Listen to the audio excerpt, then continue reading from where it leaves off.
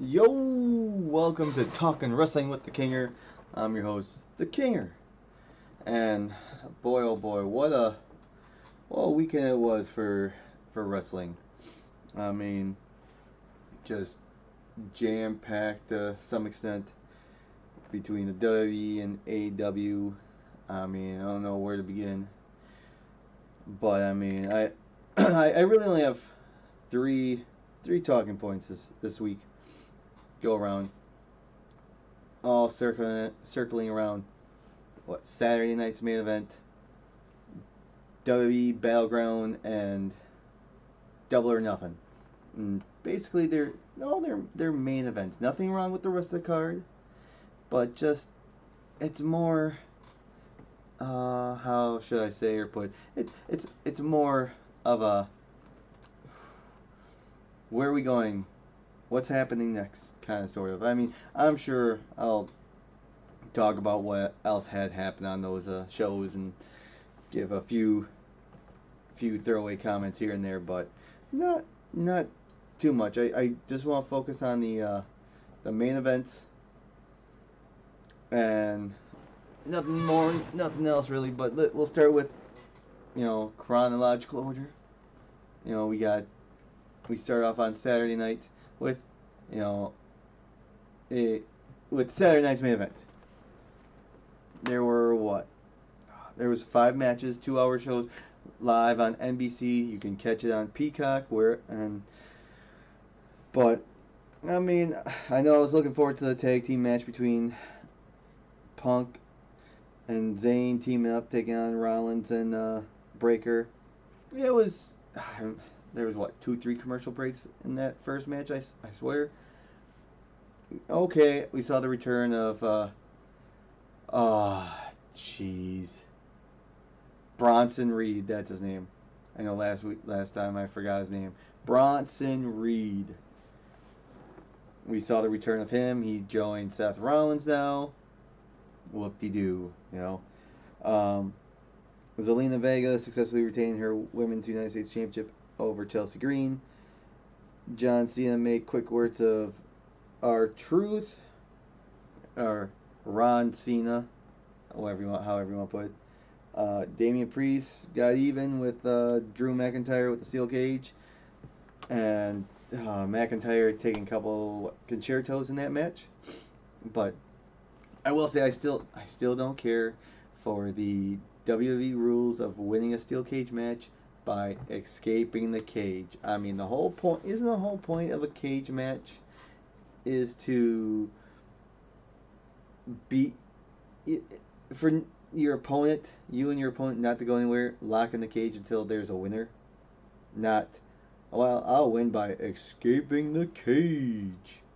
It's like, okay, then why are we having this cage? But if the whole point of winning the match is you're running away from your opponent instead of beating the crap out of them. So, not a big fan of that rule. Pinfall, submission, TKO, whatever, unless the whole point of the cage match is to win by escape.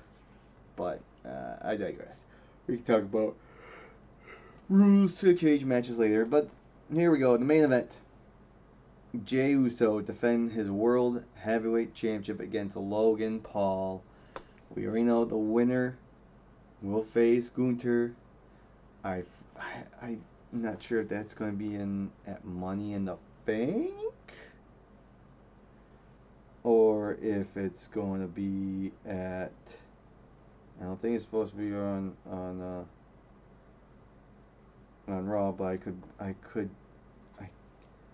could be. Yeah, no, it's not going to take at Money in the Bank because I'm going to talk about it. Derp. Well, it still could have, but that's besides the point. Backing up just a hair. So here we go. Logan Paul, yeah, again gets a shot at the world title. I know he had a match against Roman Reigns a few years ago in Saudi Arabia, and what was it prior to the match? Oh, not even that.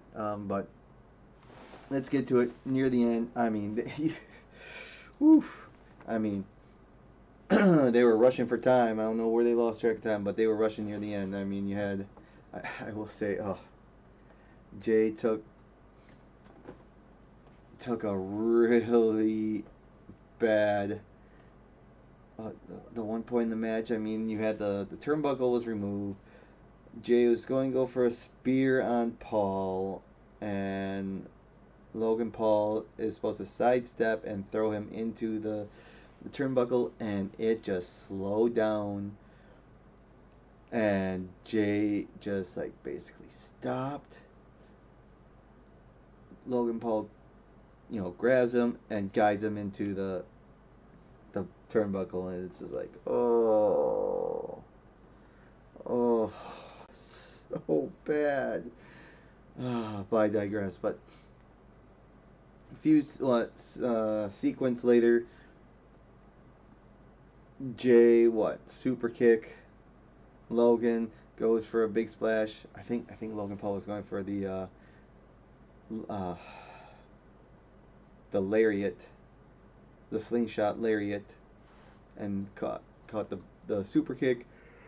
Big splash. Ooh, excuse me. Jay goes for the cover, 1-2, and the referee gets pulled out of the ring by who? John Cena. Why? Because earlier in the night, John Cena, Jey Uso, they bumped into each other. They were talking, and Cena comes out, pulls the ref out. They start going at it, 2-on-1, whatever, and then all of a sudden, Cody Rhodes' music hits. Here comes Cody Rhodes, saves the day. I'm trying to remember if there was a chair shot in it, but I digress. To be honest, I thought the match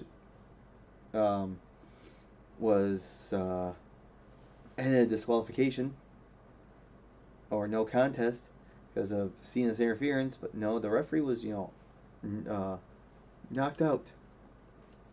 But Cody comes in, saves the day, gets rid of Cena, and then we're back to where we were. Jay super kicks Paul, splash. Referee just happens to crawl back in. 1, 2, 3. Jay retains title, but then here, as the credits are showing on the screen, Cody gets on the mic saying, "Looks like you got a tag team partner. I got a tag team partner. Cody and Jay versus Cena and Paul. Money in the Bank. See you there." Which is, less than 2 weeks away. And just, whoop, whoop, whoop. Oh, and then off the air. Oh, your late evening news. Your late night news. So, okay. We're getting a little beef between the two world champions. John Cena, Jey Uso. Okay. For Money in the Bank. Neither titles on the line, but both would have to watch out. Because, Money in the Bank, cash in whenever. And if that match is after the ladder match, either opponent could be not exposed, but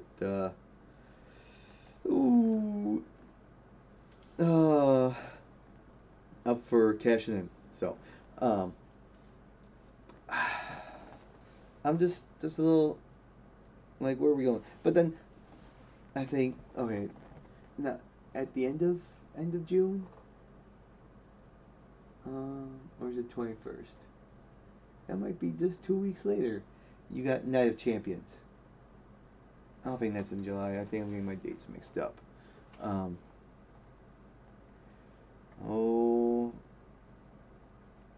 Because we got Money in the Bank, and then Night of Champions is at the end of June, June 28th. Okay. And then you have another Saturday Night's Main Event, which they announced. And then you'll have Evolution. But we'll talk about that somewhere down the road. But yeah, so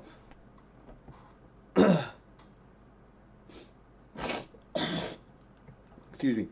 So the question becomes, Because, what was it? A couple months back, it was at least a month ago, I should say. I shouldn't say several, but at least a month or two ago, they announced that Crown Jewel, which was always and had been a Saudi Arabia PLE, was coming to Perth. And last year, Crown Jewel, they introduced, it was the champion versus champion, which we've had at Survivor Series in the years past. You know, the Raw champion versus SmackDown champion. But I'm guessing it's going to take place in Perth this year. And so then on the calendar, Saudi Arabia did not have a PLE, at least till in January, when they were going to host the Royal Rumble, which I'm kind of looking forward to, because we'll get to that when we get there. One, because of the women's restrictions, 30 women, or are they going to have that Royal Rumble somewhere else? I mean, if they stick to a women's yearly pay-per-view in Evolution, there you go. Have the women's Royal Rumble then. But I'm digressing. So at the end of June, they have Night of Champions. Are they going to then do champion versus champion then and something else at Crown Jewel? Or are they going to keep Crown Jewel, the premise, this year's going to be in Perth, WWE champion versus World Heavyweight Champion, women's world champion, they face each other, or are they going to move that up to Night Champions in Saudi Arabia, because that's where they had the belt was, the big old gaudy belt is going to stay there. They get a ring. And I mean, this will help set up that match potentially, which would say, Jay's not losing the title anytime soon. John Cena's not losing the title anytime soon. We'll see what happens at Money in the Bank in that tag team match. And that tag team match will be interesting, because I mean, Jay and Cody they've won the tag team titles before.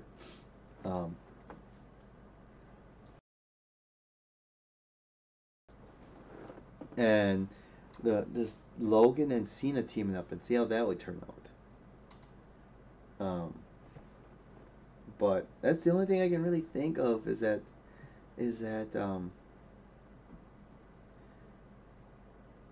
this tag team match is setting up for Night of Champions, and that Night of Champions will have champion versus champion almost, or Cody gets his rematch.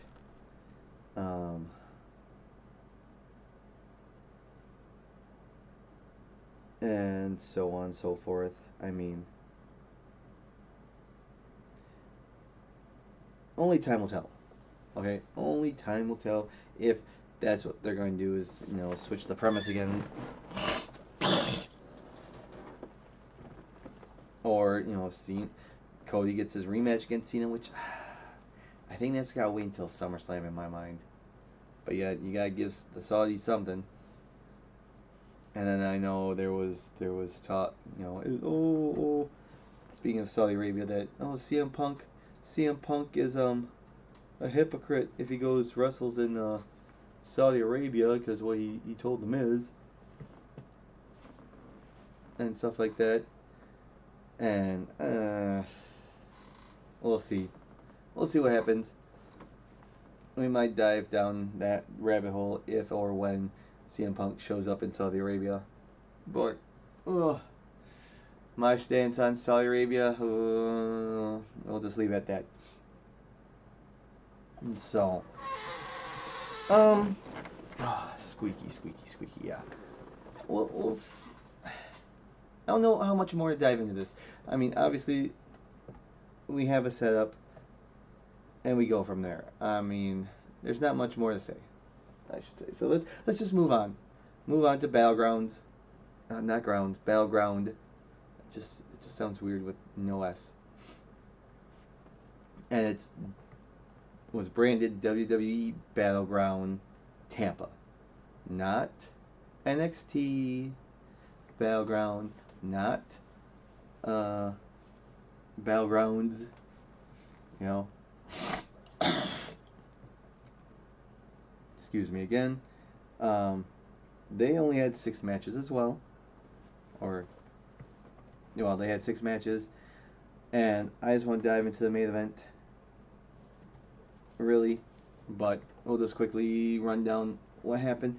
Yeah, Sol Ruka retained her NXT Women's North American Championship against Jordan Kalani. Yeah, Kalani. If I heard it, I don't know how to pronounce it, but it's been a while. Hank and Tank and Josh Briggs defeat the Calling. In a 6-man tag team match, Channing, Stacks, Lorenzo defeat Tony D'Angelo. And I think the other guy got involved. Distraction, so forth. So we'll see where that's going. Like, I didn't mind the Mafia family, gimmick, persona, storytelling, but Stephanie Vacure retained her NXT Women's Championship over Jordan Grace. Oba Femi defeated Miles Bourne. Surprise, surprise, not really. To retain the NXT Championship. But here, this is where the debate and interesting thing comes in. Trick Williams defeats Joe Hendry to become the new TNA World Champion. And it's like, oh man, there we go again. WWE's burying Joe Hendry, burying TNA. It's taking their championship. And it's like, no, I don't think so. I don't think so. I am a little shocked that they decided to do a title change.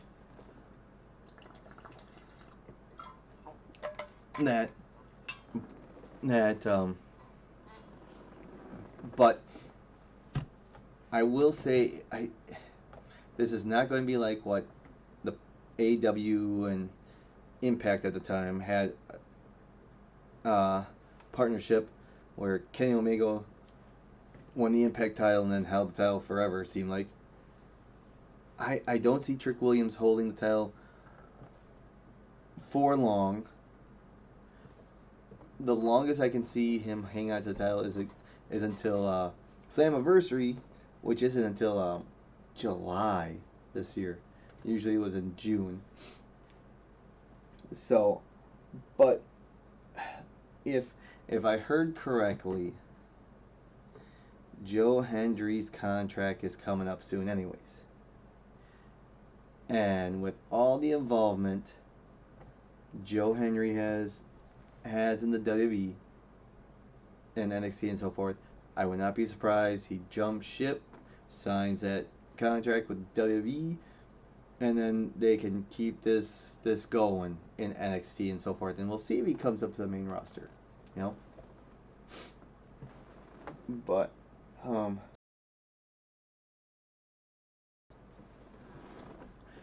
the decision of putting the belt on Trick, I'm pretty sure Trick's going to do a job later. Like I said, if he keeps the belt till Slammiversary, and I don't know if I heard correct, saw correctly, I'm sure I can find out that it might be. Oh, come on. There we go. Because Slammiversary is the 20th of July. There are no matches listed so far.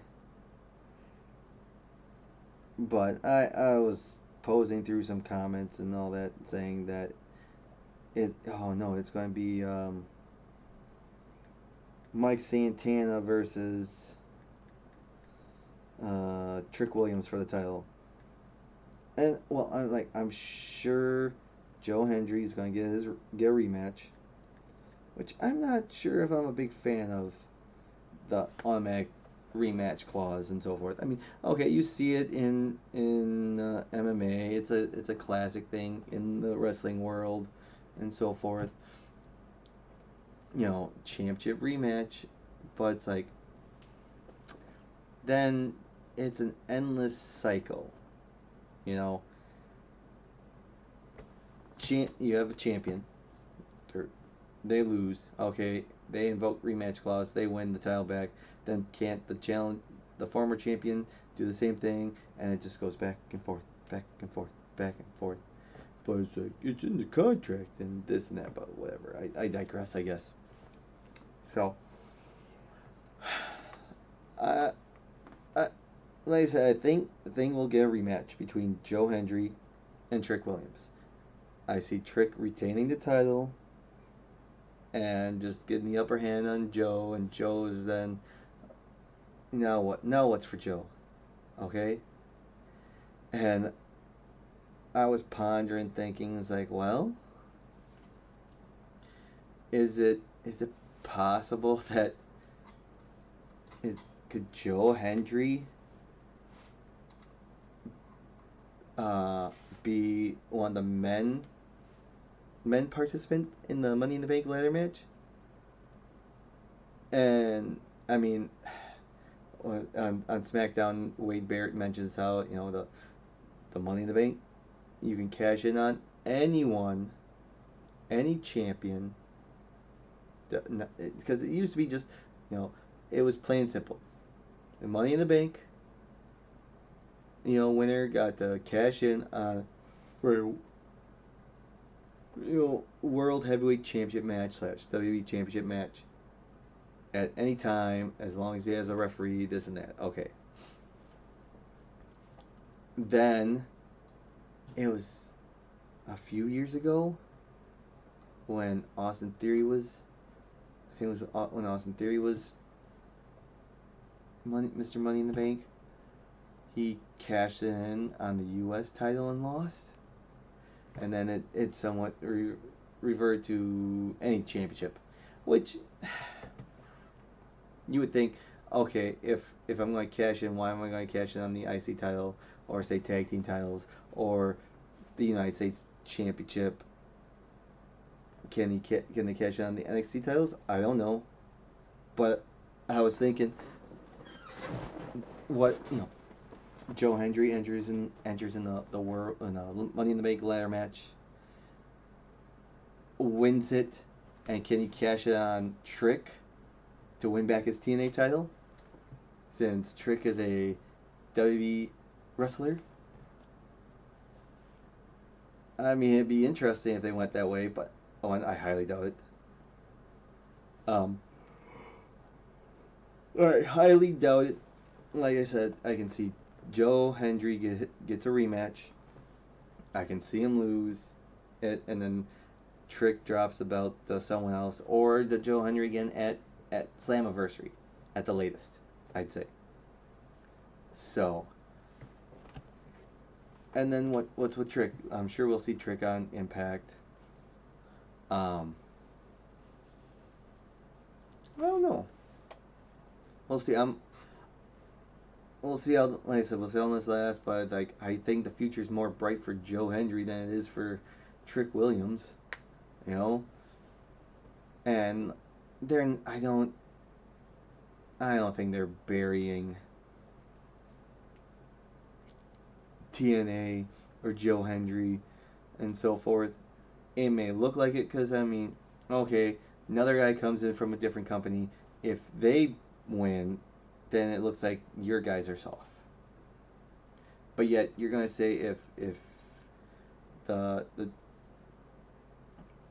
if the home company, I don't know how else to put it, home company beats the outsider, then you're just gonna say, oh, they're burying this company. So it's a lose-lose in that wait, any way, shape, or form. It's like, in 2 weeks we got Worlds Collide prior to uh, Money in the Bank, and if all the WWE guys and girls win, then you're just going to say, oh, they're burying AAA. Even though they bought AAA. And then if any AAA people win, it's like, well, see, they're just not as good. Or something like that. I mean, I'm looking forward to that Worlds Collide PLE. And have the mix of um, the Lucha Libre and WWE. I mean, we got what, Chad Gables taking on Alhi Vikingo. I'll never be able to. Alhi del Vikingo. I'll never be able to pronounce his name correctly. Oh, there's a 6-man or a trios match in there. I forget who, but I know Insane Psycho Clown's in it. And I know that's one of their top names. But I digress. We can talk more about that maybe next week, Worlds Collide, or in 2 weeks when things set it up. So, but I think that's it for that. I'm pretty sure we'll see Joe Henry in the WWE once his contract is up, and I don't see Trick Williams hanging on to that title no further than like I said, Slammiversary at the latest. Because then you bring the title back, the TNA, boom, you move on. You keep that partnership going. Then it's a win-win, you know. But now we move on. Finally, we move on to AEW Double or Nothing. Like I said, I'm mainly just going to talk about the main event. First and foremost, I did not watch this. I've seen clips. That's about it. But that still doesn't change my opinions or thoughts and so forth. Watching isn't going to change it. Or watching the whole thing and so on and so forth. So, but AEW had 11 matches. 2 of them were on the pre-show. I'm not reading the pre-show, but you start off with the women's finals for the Owen Hart Foundation Cup tournament. Surprise, surprise, Mercedes Moné. Ooh, she won. But I will say, it looked like Jamie Hayter took a nasty bump on the head, and that were Mercedes doing her whatever finisher. I mean, let's be honest. Finishers, quote unquote, should be simple and easy to deliver, and you can deliver it on anybody. I mean, if it gets too fancy and it's too wonky where you gotta do 3 things to set it up just to hit it, then maybe let's not do that. So anyways, Monet wins. She gets a title match at All In, and she'll get a women's title match at All In. So is Monet going to drop the TBS title? Is she going to drop any other titles? Only time will tell, I guess. So we move on. FTR defeats Daniel Garcia and Nigel McGuinness by technical submission.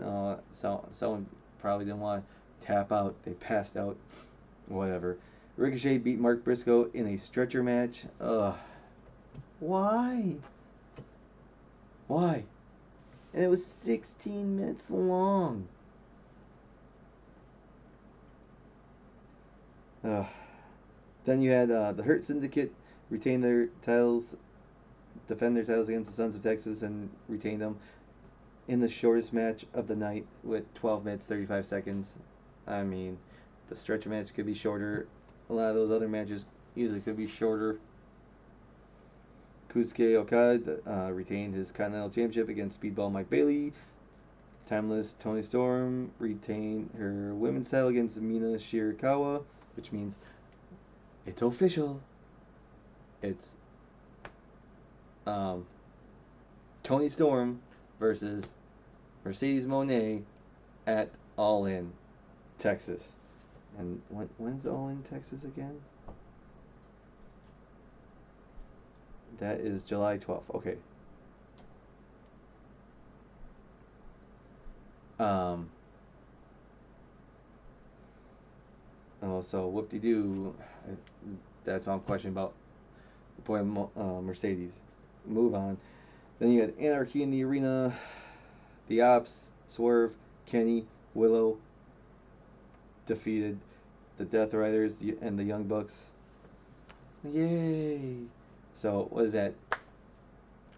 Are the Death Riders and the Young Bucks going to call for a rematch inside Blood and Guts, or is the Ops and Swerve and Kenny going to be like, we want to finish this once and for all at Blood and Guts?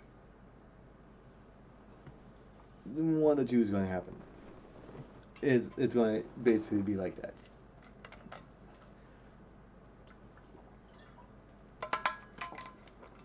Then you had a filler match, a trios match. Don Callis family, Kazuchika Takeshita, Kyle Fletcher, and Josh Alexander. Josh Alexander actually got a win.